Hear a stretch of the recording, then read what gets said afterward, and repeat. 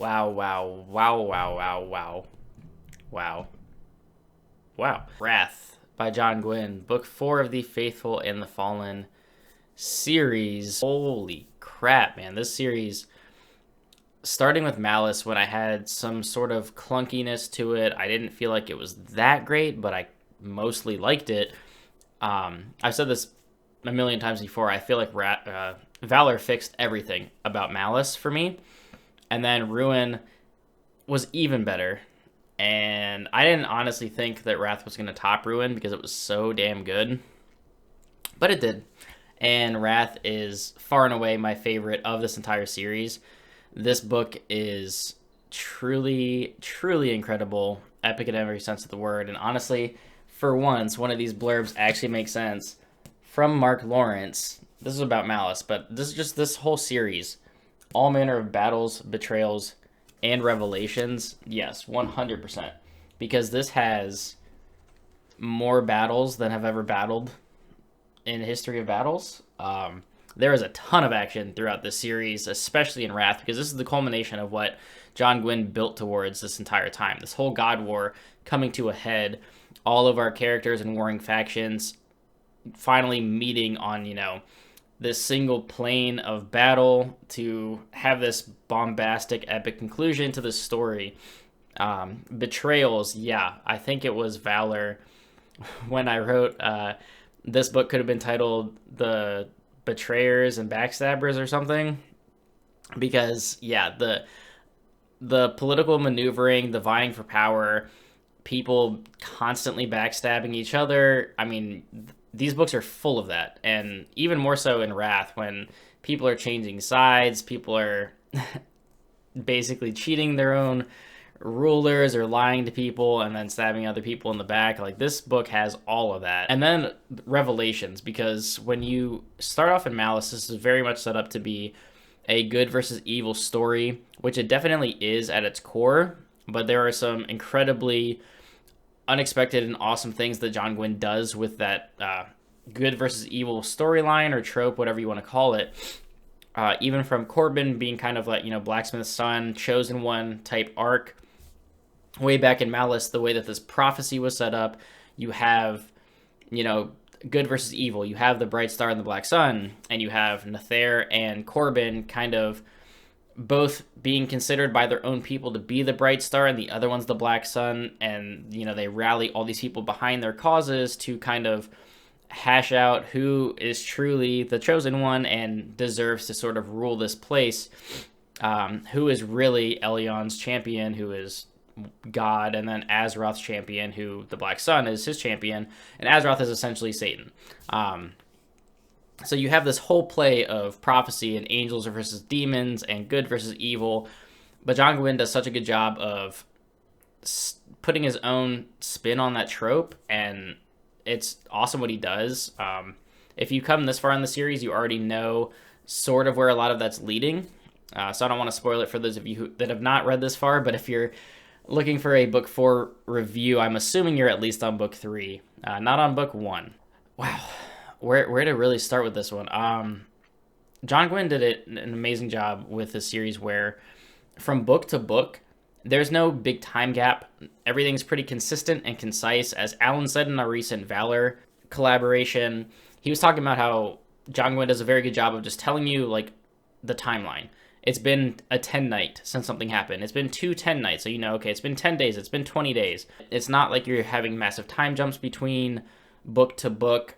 Your characters are aging a little bit, but more so just getting more experience from book to book, because there's no way that it's been that long of a time. And my whole point there is that the end of Malice, when you start Valor, it is literally like the next scene. And when you finish Valor, it's literally the next scene right into Ruin. And the same thing with Wrath. These books flow together like you're watching the Lord of the Rings trilogy back to back to back, and you're just watching this one big, long, epic story taking place. It's just done so well, and there's so much action. The action is probably the best part of these books, and hands down, the best action that I've read in fantasy since I came back to reading, for sure. I mean, this beats the crap out of Greatcoats for action. This is better than anything that I've read so far in the Wheel of Time as far as action. I haven't gotten to the last battle, so I'm not going to say anything there. But, I mean, this is just like, you don't really get a lot of breathing room in most of these books where he throws you right into the thick of it. I mean, they're at war. Like, anywhere you go in this world, like, there is war happening. And that's just part of what makes these books so great is because, one, I love action and fantasy. You have not only, humans with swords and shields, you have wolven, you have giants, you have, giant bears, you have sort of demons and angels and just all these different things. Not dragons, drags, I guess. They're more like worms. They're like 4-footed. They don't fly or anything. But just, you have all these fantastical fantasy creatures.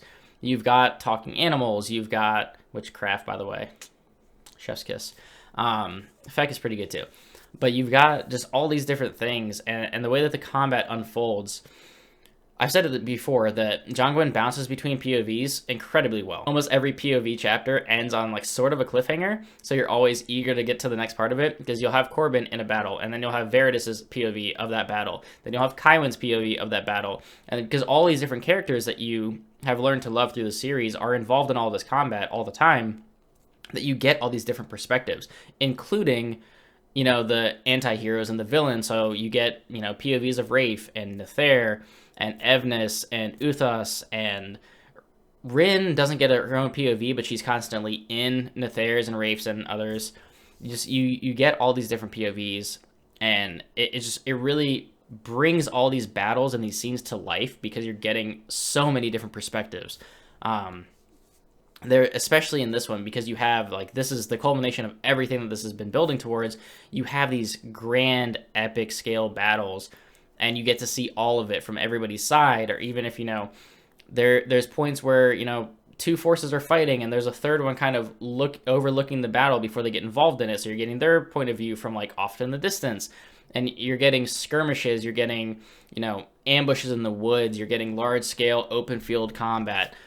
Just everything is done beautifully. It's violent as hell. Your characters are not safe. John Gwynne, he really has a reputation for himself. I don't know that I've read another author that kills as many characters as John Gwynne. George R. R. Martin gets a lot of credit for, oh, nobody's safe. If you've read A Song of Ice and Fire, he doesn't really kill that many characters. John Gwynne kills a lot of characters, man. There are a lot of named characters. I'll give him that. But honestly, the majority of characters that fall throughout this series, you care about. It's not like he's just killing a ton of, like, super minor characters that, they're throwaway, whatever, like, you can kill him, who cares. There are some that just, they hit different, man. There's character, I hesitate to say anything. I'm going to get into spoilers in just a minute. And I'll go into all kinds of stuff. But you're going to worry for your characters throughout the series. I'll just put it that way. No one is really safe. There are a lot of characters that do not make it, and it hurts. But the conclusion of this series was honestly pretty perfect. I loved how he wrapped up the prophecy aspect. I love what he did with each character's story. Even some of the deaths, like, I felt like that was good for the character. I felt like their arcs were complete. Just there was really nothing that felt cheap or poorly done or executed. I genuinely loved the way that the series wrapped up. And I'm super excited to continue to Of Blood and Bone, which is the sequel trilogy, because it takes place, I believe, hundreds of years later. So it's going to be probably mostly an entirely new cast, unless people are living, hundreds of years.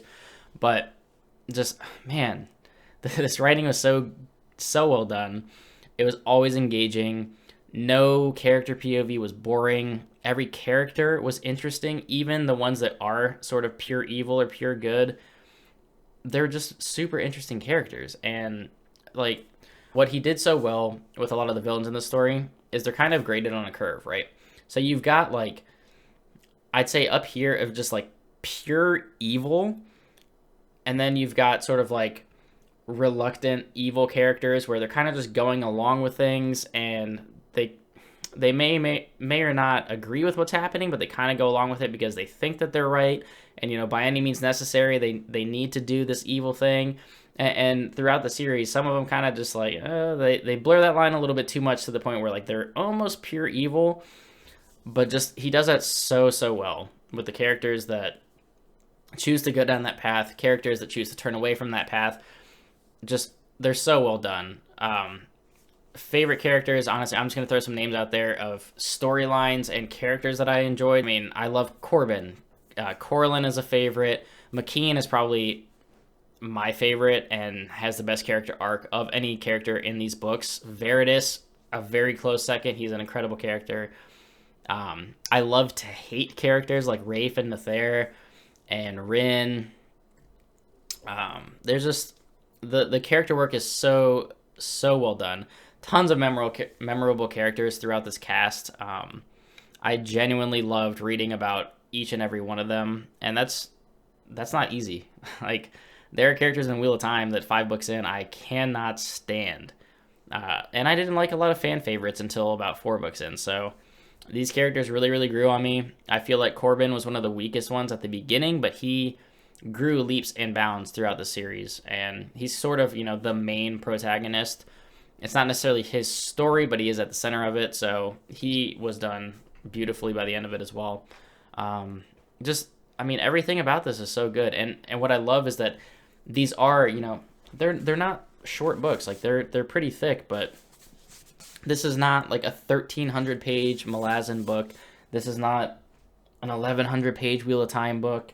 There is not, chapters and chapters of description. I just started reading Lord of Chaos. The prologue was like 75 pages long. None of that's here. This is direct and to the point. This knows exactly what story it wants to tell and doesn't have all the fat or bloat that some other series have. Some people may say that's all world building, and that's great. I love this for not having all of that, because you could easily make these books like 1,000+ pages and it wouldn't be necessary. I love that he focuses so much on the characters, the combat, and the heart of the story without drowning himself and the readers in description and world building in the sense of like a lot of stuff that has nothing to do with the main story. This is very concise, and that's why I love it so much. And I just, man, the series is great. I can't wait to read the sequel series, and honestly, just anything that John Gwynne writes. I mean, Shadow of the Gods looks incredible. The cover art's amazing. I love Vikings. I trust this guy just based on these 4 books that I've read. Can't wait to get to that. But Wrath, 5 out of 5, 10 out of 10, whatever you want to give it. This book was incredible. One of my favorites that I've read, easily in contention, and probably will stay that way for one of the best things that I'll read all year long. So that's going to do it for the spoiler-free section. I absolutely love this series. Go read it if you haven't already. But I do want to talk some spoilers, because this is the wrap-up and conclusion to this series. So let's jump into a few spoilers. So spoilers, I'm just going to kind of bounce around from character to character, shall we? So I was pissed at the end of Ruin.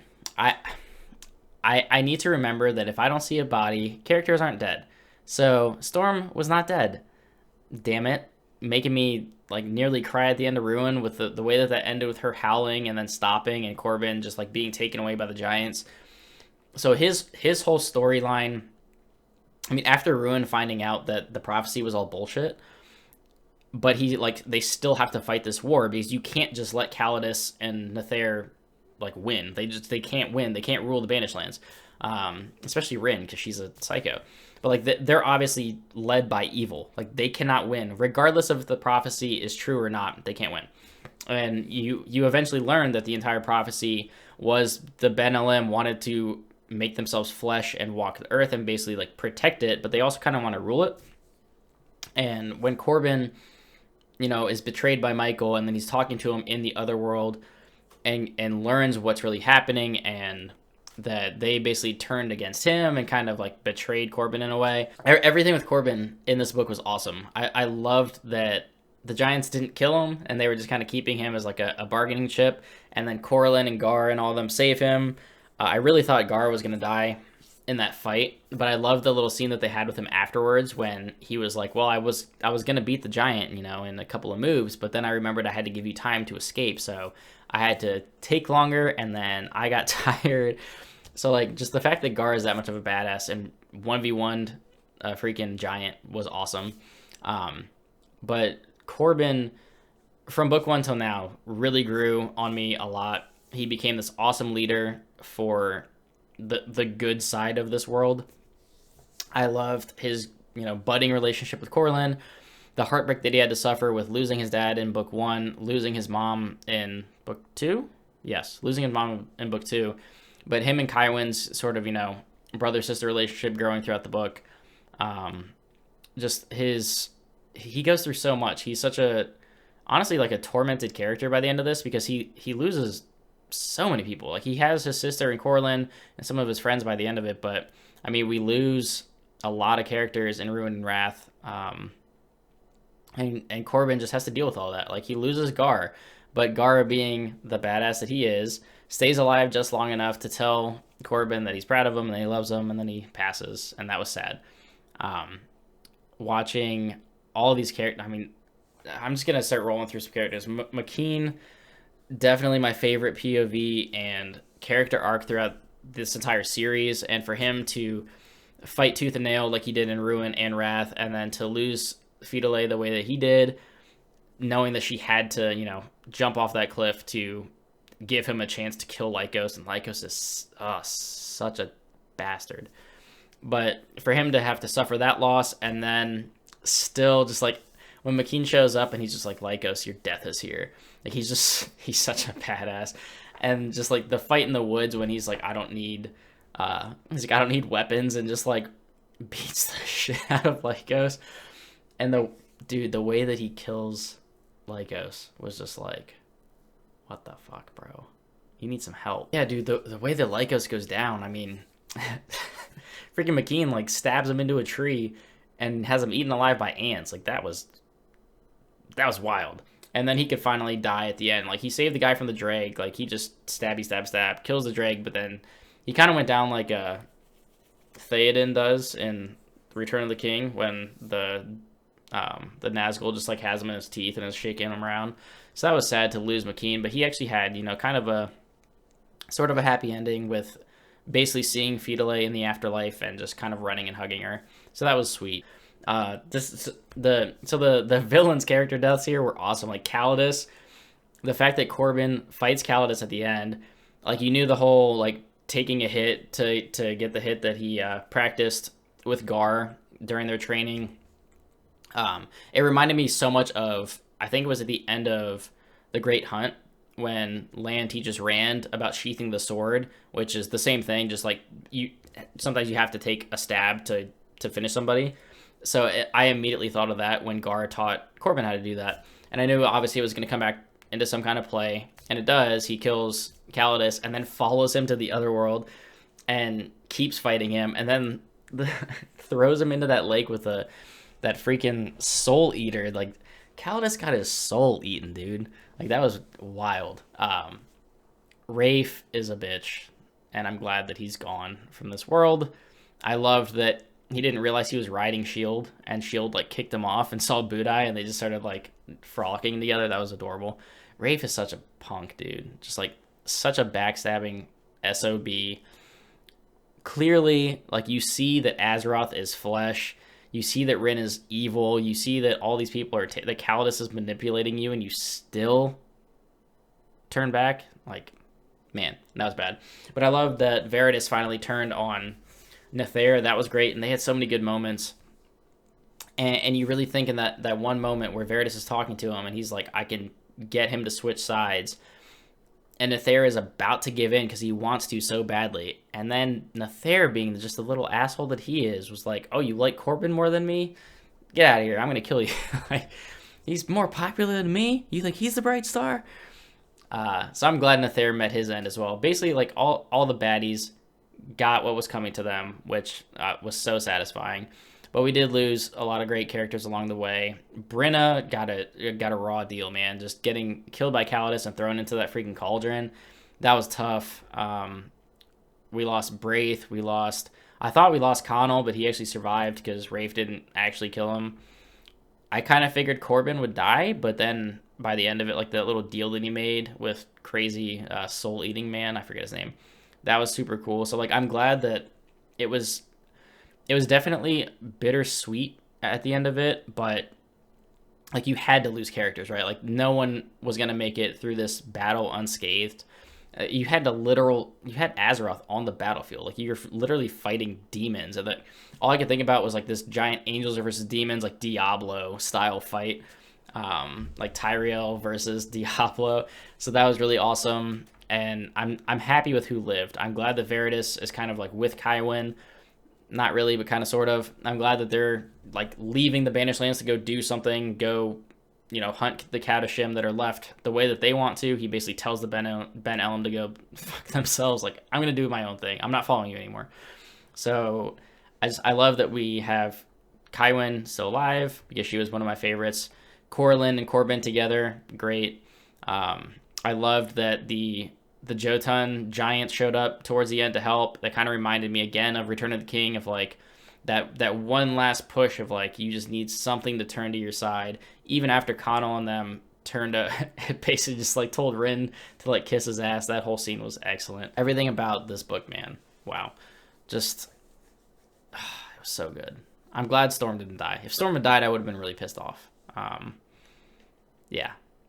Who else? I mean, we lost a ton of characters. I was talking to Jashana, who had just read this recently on Voxer, and I was just like, I was updating her like as I was going through stuff, and there was a certain point when it was just like characters were dying left and right, and I was just like, oh, rest in peace, so and so. Oh, rip. There were so many cool like new tactics that were brought out with this, because Veritas, being as smart as he is, like having kind of like the makeshift shield wall, but then like you don't really know what they were doing with all that metal, and they outfitted these freaking giants as like shield breakers, and they're just destroying Nether's shield wall. That was dope. And then they trapped them in that forest and like lit everything on fire and smoked them out with the ants, and just that everything about this was just so fucking cool, dude. I think that's gonna wrap it up, guys. This series was incredible. I absolutely loved it. I highly recommend everybody that loves epic fantasy to read these books. Damn, they're good, especially if you love a lot of action. I mean, the characters are strong, they're paced well. It's relentless at times because there's so much action, but I absolutely love it. I think I read this in like 4 days. I couldn't stop. What else do you say about these books? John Gwynne, you're awesome. I'm glad that you chose to start writing books back in 2012 or whatever year it was when you decided to write books. Thank you.